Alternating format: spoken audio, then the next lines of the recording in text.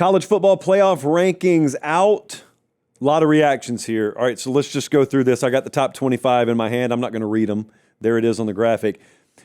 We are headed for a big issue with Notre Dame, Miami. You could see this coming from a mile away. The committee's going to get themselves into a really, really big issue with Notre Dame, Miami, because I tried to emphasize this when it happened a few weeks ago. The initial rankings came out. Miami was like way behind Notre Dame, and people were wondering, I wonder if the committee values head-to-head like they think they do, and Miami has beaten Notre Dame.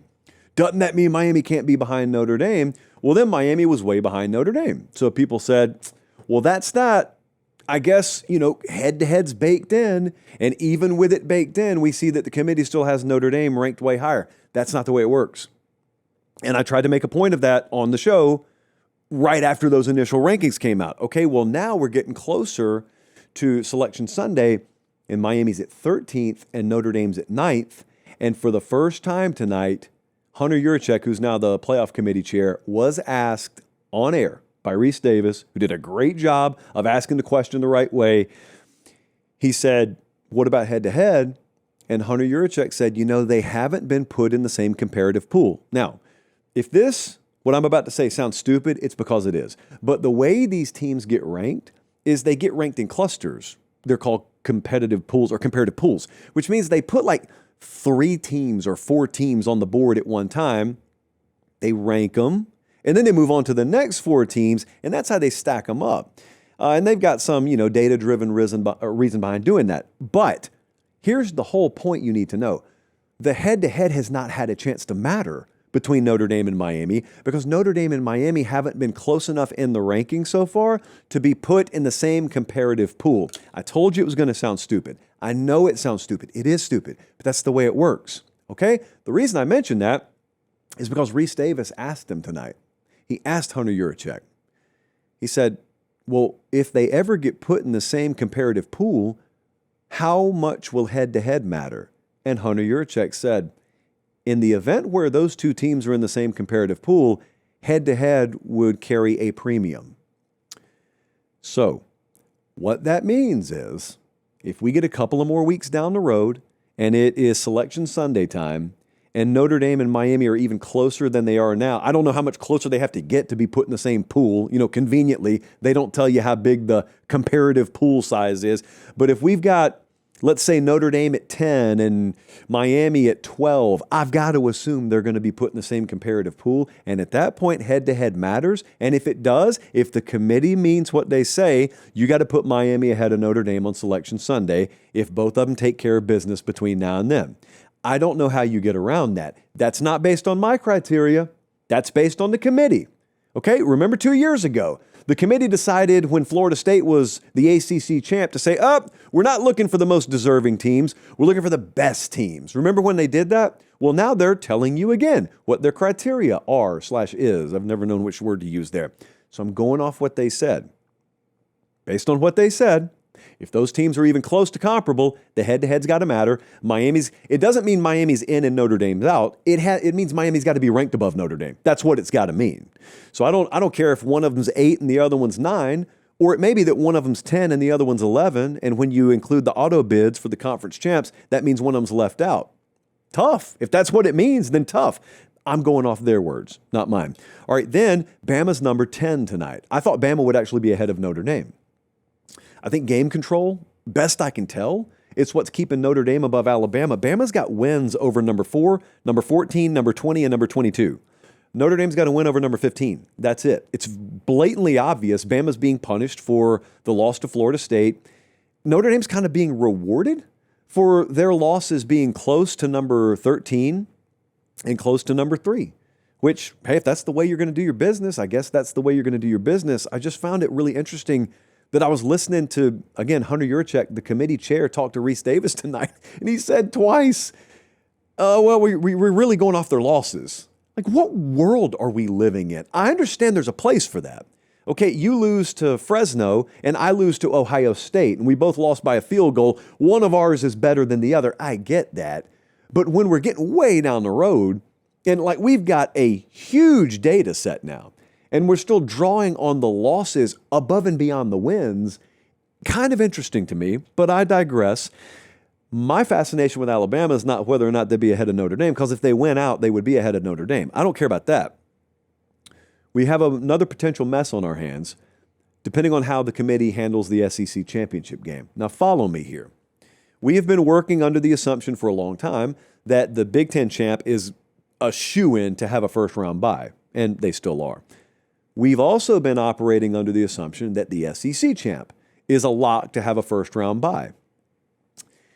And if it's A&M, it still looks like that's the case. If it were Georgia, that looks like it's the case.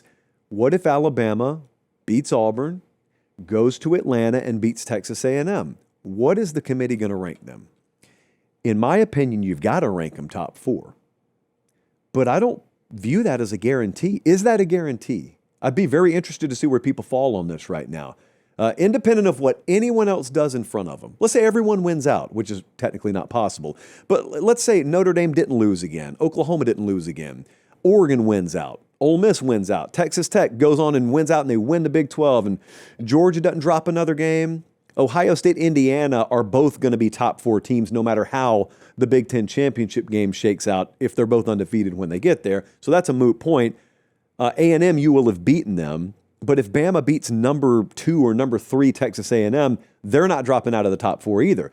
So we're asking if number 10 Alabama, or maybe they're 9 by that point, I don't know, number 9/number 10 Alabama beats number 3 Texas A&M, is Bama one of the top 4 seeds? I'm going to tell you why you have to do that. Because if you don't, you have completely invalidated the SEC championship game. And remember, you've already got people out there talking openly about how it pays to not go to the SEC championship game.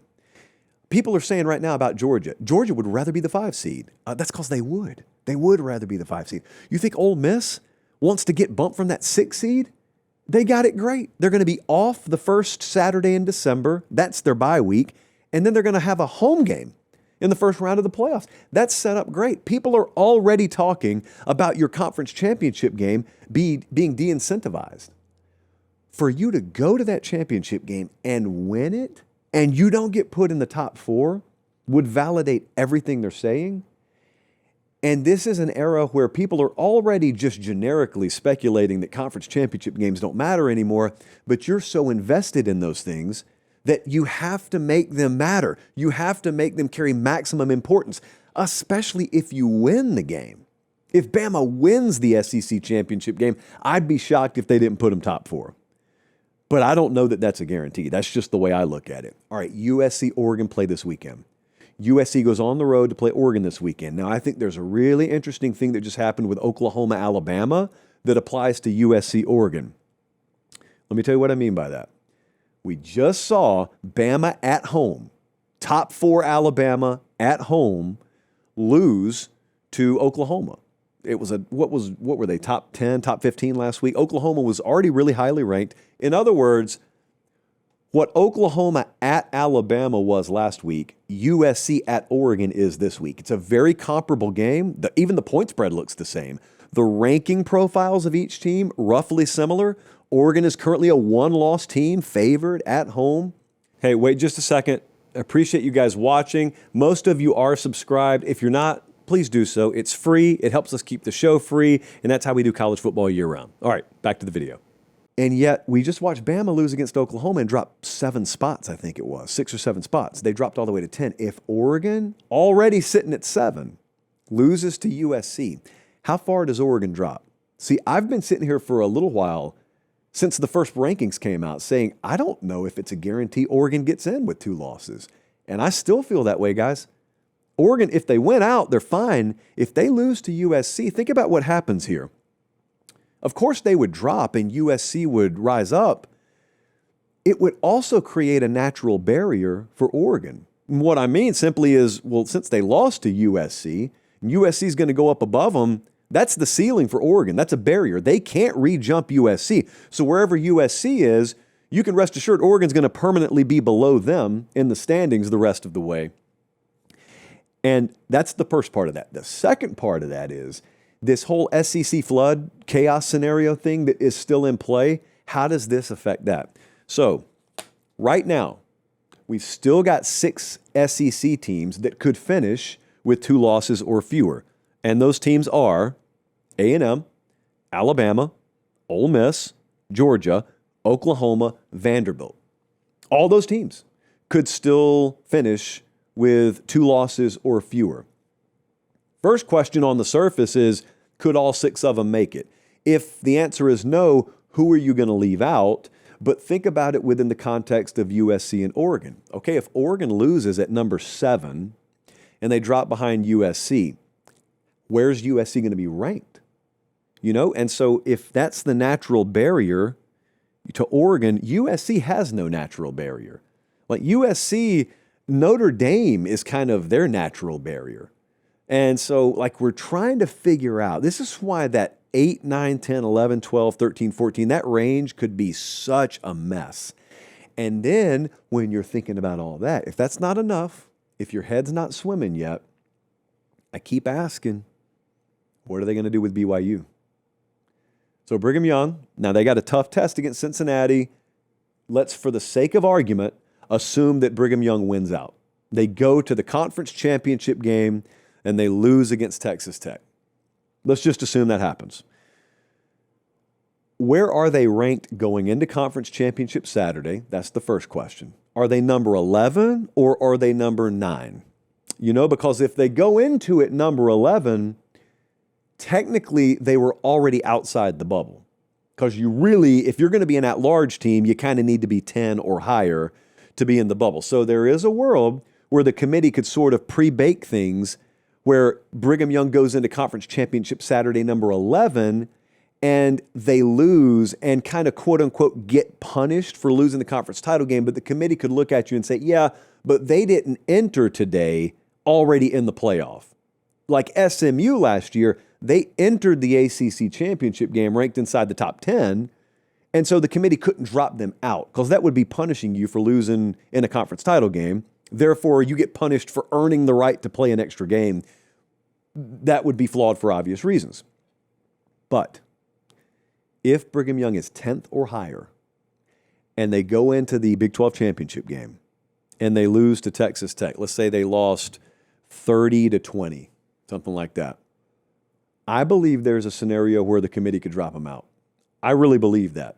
Just because it didn't happen last year doesn't mean it couldn't happen. That's not etched in stone. It's just been widely agreed upon, including by me, that it's really wrong to punish a team that otherwise would have been in the playoffs if they play an extra game and that's the reason they have an extra loss. Therefore, that's the reason you drop them. That would be wrong. But guys, you've got to look at what the situation could be in that 8, 9, 10, 11, 12 range come Selection Sunday. We think about all the SEC teams I just listed, and you could have Oregon up there with 2 losses. You could have USC up there with 2 losses. Miami, Notre Dame could be up there with 2 losses, not to mention your Vanderbilts and your Oklahomas, and it could be a real mess there. And look, if you tell me that you couldn't see in the face of all that the committee dropping Brigham Young behind those teams, that's fine. One of us will be right, one of us will be wrong. Maybe it ends up being a moot point. I just think there's a half-decent scenario there where if that's the way it goes, the Big 12 just ends up being a one-bid league. I didn't even mention Utah. Utah could also be involved in that equation. You just have to assume Brigham Young is a natural barrier to Utah because of the head-to-head. So Utah can't go any higher than Brigham Young. You see, by the way, how I keep saying natural barrier? And that's not official language that the playoff committee uses, but yet they created natural barriers when they talked about head-to-head the way they did. And I am not suggesting that it's wrong to value head-to-head. Of course you should. The games that happen on the field should matter. They should carry premium importance. Problem is, I believe the committee has what they want to do, and then sometimes their language gets in the way of what they want to do. Case in point, I firmly believe they want Notre Dame to be in this thing and really couldn't care less whether Miami is or not. But if those teams become closer ranked, and therefore that comparative pool protocol gets put in place and they both get put on the board at the same time, the committee, by its own logic, has to jump Miami over Notre Dame. Now imagine explaining that to someone who's been watching the rankings for a few weeks, because to them they see Notre Dame's been ranked ahead of Miami this whole time. Both teams kept on winning. Neither team got this huge win. Like, Miami's not going to have gotten a huge win, but they will have gotten these wins that just bump them up little by little. And then all of a sudden, a normal viewer at home sees on Selection Sunday, Miami randomly jumped Notre Dame, and you're telling me it's because it was head-to-head from a game that happened in week 1 back in September, and we've known about that game the whole time. Like, that result's been final this whole time. Why only now did Miami jump them? Good luck explaining that. So I hit up FanDuel Sportsbook. We have the projected lines for all the first-round games right now. Now, these are, of course, going to change. But if the bracket were to play out exactly as these rankings would have it play out, we would have Tulane go to Texas Tech in the first round. Texas Tech minus 21.5 in Lubbock against Tulane. Notre Dame goes to Oklahoma. Notre Dame minus 3.5 at Oklahoma. It's pretty significant, by the way.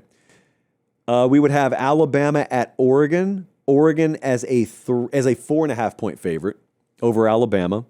And Miami at Ole Miss. Ole Miss minus 3.5. Now, technically, Miami wouldn't be in that spot because we were still going to have to make room in all likelihood for the ACC conference champ. So, Miami's counting on the ACC being a 2-bid league right now because for the time being, the ACC doomsday scenario is off the table. That was the one where their conference champ doesn't even get in because the committee refuses to let us know where James Madison or North Texas are ranked. So for now, that's off the table. But in the meantime, I know there's only 2 weeks left. This is about as much drama going into these final 2 weeks, especially for the 8, 9, 10, 11, 12 spots as I can remember. Well, I say in all the years of doing this, we've done it 1 year. So yeah, I will safely say this will be the most drama-filled final 2 weeks leading up to Selection Sunday. Subscribe to the channel, by the way. You got to subscribe because this is what we do all year. I mean, we talk about this stuff all year. It's free. And when you subscribe, guys, it doesn't sign you up for anything. It doesn't lock you in. You don't have to pay anything. It still operates the same way it always has for you. It just helps us. We're not corporately owned or anything. So this helps us do this always free. I mean, how ridiculous for us to ever put this behind a paywall. So you subscribing to the channel helps us do that. And if you think you are, just check and make sure you are. Appreciate it.